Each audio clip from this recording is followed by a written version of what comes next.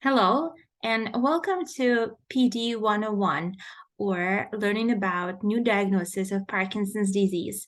I am Dr. Nina Browner, and I am director for the Parkinson's Foundation Center of Excellence, and I'm excited to see you today with us.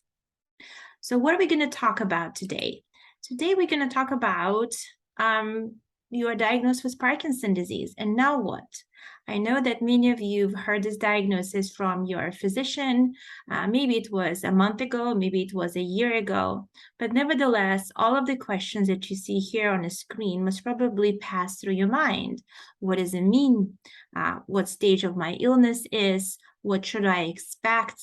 I've seen a lot of patients with Parkinson's disease in my life. I've never seen a single person with Parkinson's disease in my life. And am I going to be this way, or what am I going to be in a few years? And I have to say that all of these questions are completely understandable and most probably are somewhat creating anxiety. And so I think that you switching on this video and participating in educational seminars about Parkinson's disease allows you to take control and allows you to come to understanding of this diagnosis. So when we usually say, I'm diagnosed with Parkinson's disease, now what? We usually say, first, breathe. Take a deep breath and don't be anxious. Don't come up with some ideas about what is going to be for you, because we want to tell you that diagnosis of Parkinson's disease is not the end of your life like you know it, because it's extremely, extremely treatable disease. We know what's lacking in the brain, it's dopamine, and we do have medications to supplement it. So it actually becomes very easy for us to take care of people with Parkinson's disease. We also invite you to not to think that by meeting another person with Parkinson's disease, you're looking in your own reflection in the mirror, because a lot of patients with Parkinson's disease have different symptoms, and your symptoms or your journey with Parkinson's disease will be different from somebody who's even was your relative or was your family member. And so I think that breathing and learning about Parkinson's disease would be very important, as well as listening to your own body and learning about what is it like for you, personally you, to have Parkinson's disease. And as a representative and amazing spokesperson for Parkinson's disease, Michael J. Fox says is that I do not have any choice whether or not I have Parkinson's, but surrounding that non-choice is a million other choices that I can make. And so I hope that today this presentation is about the million other choices that you can make to improve and to maintain amazing quality of life that you can have with Parkinson's disease. But before that, let's talk about what happens. What happens in the brain with Parkinson's disease? In front of you is a brain cell called neuron, and this is how it looks. And what happens is that we have a lot of them in our brain, but some of them have a particular function. They produce chemical called dopamine. And for some reason, in some patients' brains, the dopamine is not produced enough. It's much decreased. There are multiple studies to figure out why does it happen. And we know right now is that several environmental factors, such as toxins and viruses, can actually influence this production of dopamine and cause the neurons to decrease the production. We also know that there's some genetic factors, such as there are families with particular genes that link to what's called a familial Parkinson's disease, or Parkinson's disease cases that run through the family. And we know that for this particular people, they have higher risk of developing, and eventually they do develop Parkinson's disease. But overall, what we know now that scientists agree that is combination of genetic predisposition and then some kind of environmental factor, environmental exposure, that causes eventually creates what's called sporadic cases of Parkinson's disease. Why is it so important to know what causes are? It's obvious, because it could be a window to a cure of Parkinson's disease. And there are multiple studies right now working on understanding environmental factors and also working on the genetic factors. And here I'm bringing an example, only one study out of many, which is called PD generation or PD genetic study.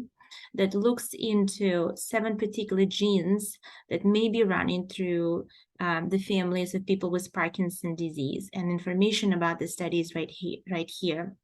And the idea is that if we understand a genetic Parkinson's disease, we will ultimately know how it develops in one's brain, and hopefully discover a cure for Parkinson's disease in other patients or in the patients with this particular genetic condition. Now, dopamine I mentioned. This is the chemical that's produced by neurons in the brain. And you would ask yourself, like, what is dopamine? Well, for many of you, you've seen this many times. America runs on dunking. Well, actually, we run on dopamine. Dopamine is a chemical that helps us move. And so decreased production of dopamine in the brain causes changes in our movements, and mainly decrease movements. So slowness of movements, a little bit tightness of the muscles, balance problems, as well as the tremor. Now, you also know that a lot of people out there may say, I never had a tremor, and I was diagnosed with Parkinson's disease. And a lot of people think that the tremor has to happen in order for you to be diagnosed with Parkinson's disease. But you would be surprised to realize that it actually may happen in some patients and some not. So decreased production of dopamine shows itself in different patients differently. Some may have a lot of changes in their muscle tightness and not so much of the tremor. And some patients have a lot of tremor and not so much of changes in their muscle tightness. But overall, all of them have a decreased production of dopamine. Now, in addition to running on dopamine, we also use dopamine for other functions in the brain.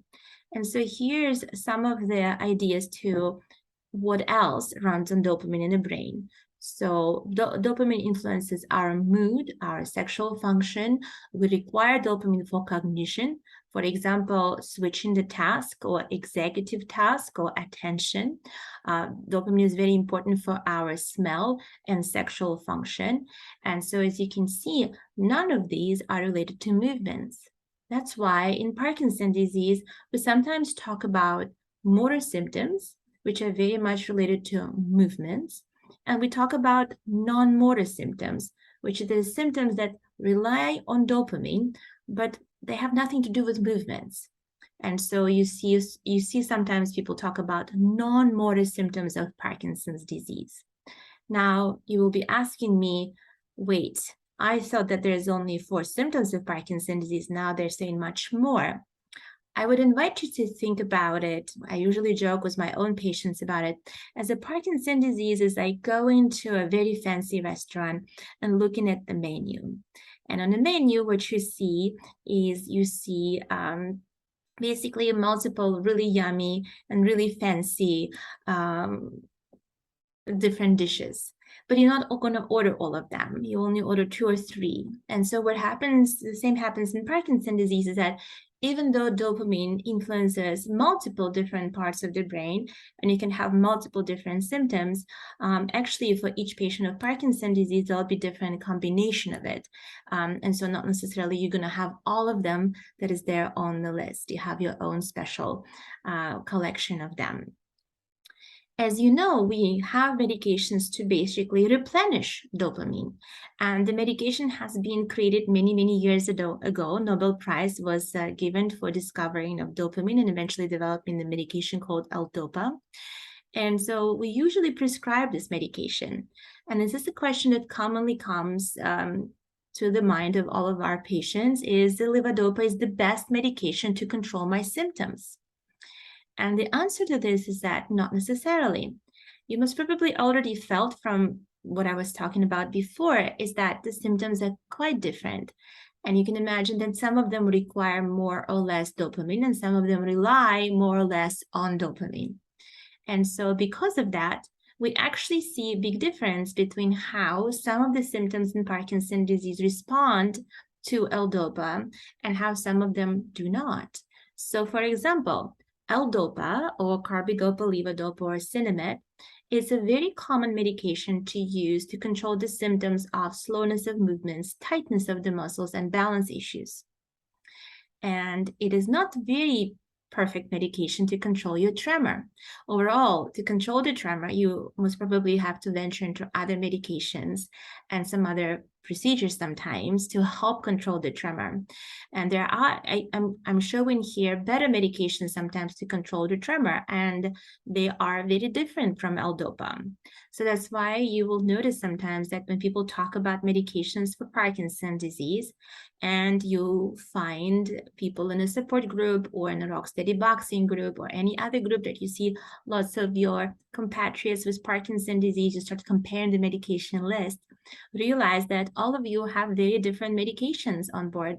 And that's because we are really choosing medications to control your symptoms, to improve your quality of life, rather than going by a particular list of what type of medication you should be taking first, second, and third.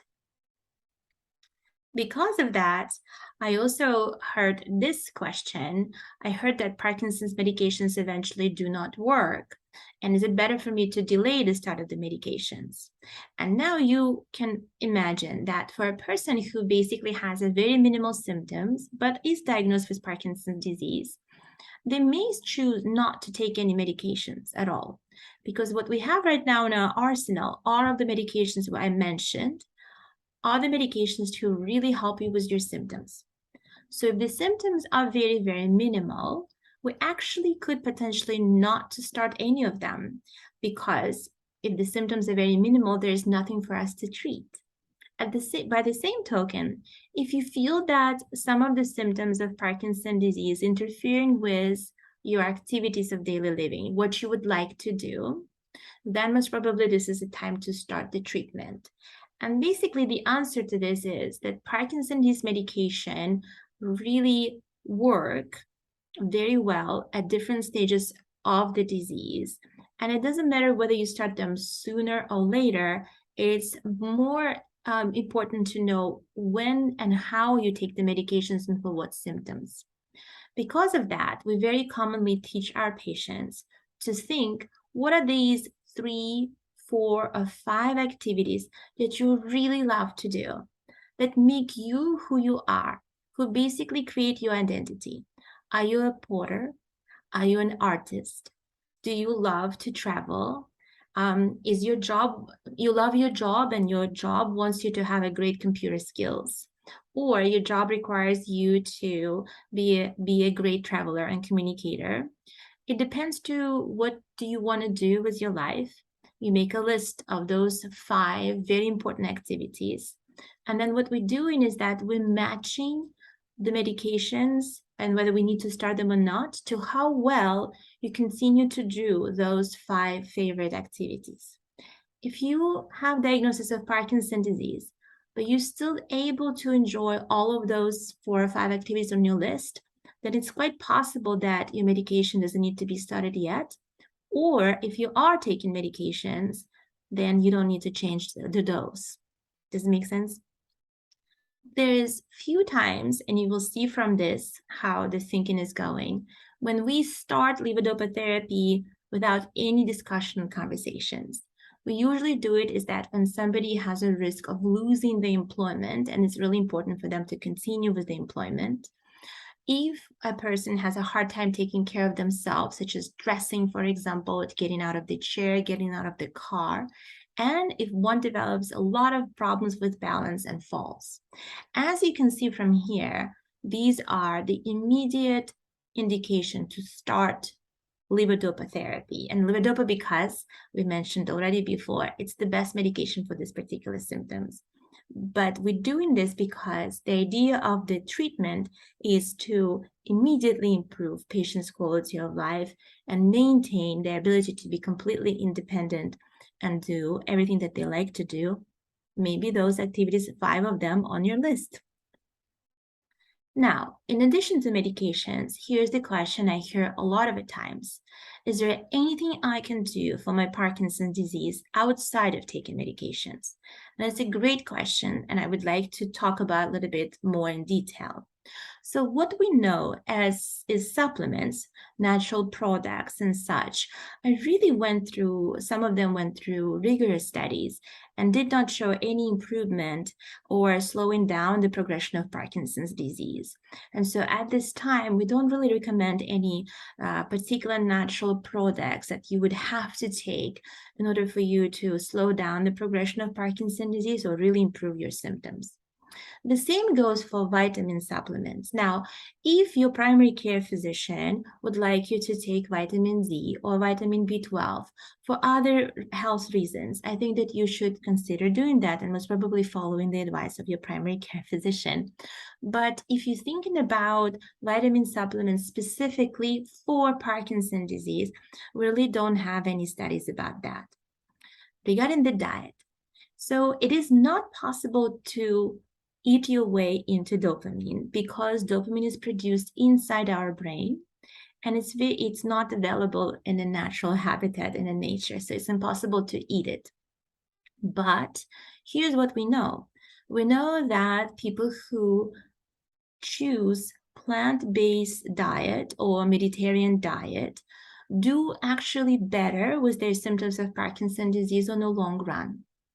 Now, it's the same diet that is recommended for people with heart disease and to modify their different risk factors for heart disease and stroke. And so that actually is very, very helpful for our patients with Parkinson's disease to go on such diet. Because it's not only going to benefit Parkinson's disease, but it's probably going to benefit many other medical issues that one could have at that time. But here's one thing that is really coming very close to slowing the progression of Parkinson's disease and really modifying a person's journey with Parkinson's disease is the physical exercise. And it's not just any physical exercise, it's that moderate intensity aerobic exercise. Aerobic exercise means that you increase your heart rate and you really try to do it for at least 20 to 30 minutes at a time. So most probably some of you have to build up to it and doing it 3 or 4 times per week, to the point that recently we actually published very specific guidelines for exercise and physical activity for people with Parkinson's disease. The best way to look at it is look first at the aerobic activity. So we really would like our patients to have aerobic activity, exercises, could be anything, could be treadmill, could be recumbent bike, it could be dancing, it could be swimming, whichever would you like, but it's activity that basically increases your heart rate and it's vigorous enough that you actually break up a little bit of a sweat. And you do this for about 3 times a week for 30 minutes. And then in addition to it, you also would want to incorporate these different types of the exercises, such as stretching. The examples would be yoga or Tai Chi or Pilates, balance exercises, which is exactly Tai Chi and yoga, and sometimes people mention rock steady boxing during that time, for that purpose, and strength training, low weight exercises for the major muscles groups, especially for the kind of like core muscles and lower extremities, because we know that these are the muscles that help us maintain our balance. And so these are currently recommendations. What we know that adhering to these recommendations modifies your Parkinson's disease for better. But in addition to it, people see improvement in sleep, in mood, and in their kind of like activities of daily living when they adhere to exercises on a consistent basis during the day. Here's another quote from Alan Alda, which I really, really like. "My life is full. I act, I give talks, and I do my podcast, which I love. If you get a diagnosis, keep moving." And so now it's very interesting that the word keep moving is something that is very important, because now we understand what does it mean to keep moving in Parkinson's disease. I think keep moving in Parkinson's disease not only means to exercise, but I think it also means keep on moving with your life, take care of your whole self, be kind to yourself, and give yourself time to process the diagnosis. Be flexible. I know you didn't plan for this. Nobody plans for receiving diagnosis of Parkinson's disease. We know that. But would like you to keep moving with the flow, and like you're doing it right now, learn about Parkinson's disease, learn what will help you, because there's a lot of opportunities there to help with your Parkinson's disease. And I think that will give you opportunity to take control of your Parkinson's disease. Establish your new routines. Incorporate the exercises, establish your new routines with, for example, going and sign up for ballroom dancing with your with your partner. Keep on moving in a way that trying to find what motivates you, what you enjoy, make that list, and continue on doing that. In addition to this, we know that anytime we're going through a little bit of a change or a lot of a change, it takes us a village to go through life changes. And remember that village is consistent of your partner, your body, your rock or your rock star, as we call them. So find that person who would be at your side, your confidant, your cheerleader with the pom-poms, how I call them. It also takes to find the right doctor. Now, we know that diagnosis of Parkinson's disease means that a part of your team should be a neurologist, or it should be movement disorder specialist. So neurologists, I usually went through the training in neurology for about 4 years. And then after that, some of them choose to have additional 2 years of training in movement disorders, which is a specific part of neurology that deals with Parkinson's disease and tremor and other disorders affecting movements. I myself is a movement disorder specialist. And it would be very important to have on your team either neurologists or movement disorder specialists, because they do know intricate details of how to take care of person with Parkinson's disease. But beyond the neurologist, you actually have a whole team of people who are very interested in your care. And these are physical therapists and occupational therapists. Your primary care physician becomes your tremendous advocate.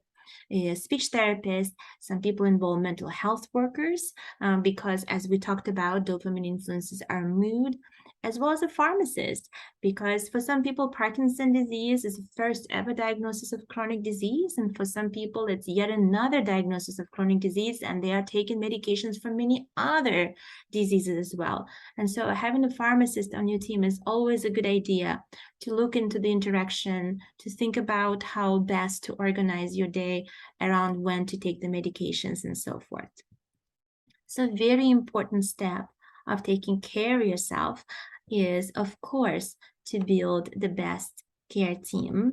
And as you are moving with your one-on-one training today, you will hear from other specialists to tell you how do they participate in taking care of you, and how they create a team around you.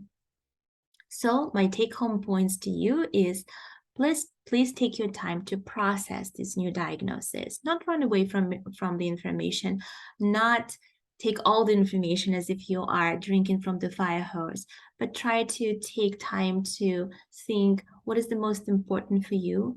What are those 5 or 4 things on the list that you really would like to do, and you would like the Parkinson's disease not influence it? Turn around and find your village.